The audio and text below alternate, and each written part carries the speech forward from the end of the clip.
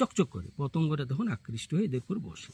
আর বসার সাথে সাথে এই যে ছোট ছোট রোমগুলো, বাইরের রোমগুলো খুব দ্রুত, ভেতরের রোমগুলো ছোট, সেগুলো আস্তে আস্তে ফোল্ডেড হয়, মানে কেন্দ্রের দিকে যাচ্ছে। আর বাইরের রোমগুলো একটু বড় হয়, মানে কম্পারেটিভলি, সেগুলো খুব দ্রুত ওকে পতঙ্গটাকে অবরুদ্ধ করে। পতঙ্গটা অবরুদ্ধ করার পর কি হয়, ওদের শরীর থেকে যখন পতঙ্গটা ওখানে ঢেকে ফেললো, ওরা আটকে নিল, ওর ভেতর থেকে এনজাইম ক্ষরণ হয় ওদের সেলগুলোতে, কোষগুলো থেকে। কি কি এনজাইম? ওদের এনজাইম হয় প্রোটিয়েজ এনজাইম, অর্থাৎ প্রোটিন পরিপাককারী উৎসেচক, প্রোটিয়েজ এনজাইম। এই মেন প্রোটিয়েজ এনজাইম কি করে, ওদের পতঙ্গদের দেহে যে প্রোটিনটা আছে তাকে ডাইজেস্ট করে, মানে হজম করে, পরিপাক করে। এখান থেকে অ্যামাইনো অ্যাসিড তৈরি হয়। সেই অ্যামাইনো অ্যাসিড ওদের ওই পাতার যে সেলগুলো তারা শোষণ করে নিয়ে নাইট্রোজেন চাহিদাটা পূরণ করে। যে অ্যামাইনো অ্যাসিড নাইট্রোজেন যুক্ত উপাদান, সেটাকে ওরা নিয়ে ওদের নাইট্রোজেনের চাহিদাটা পূরণ করে।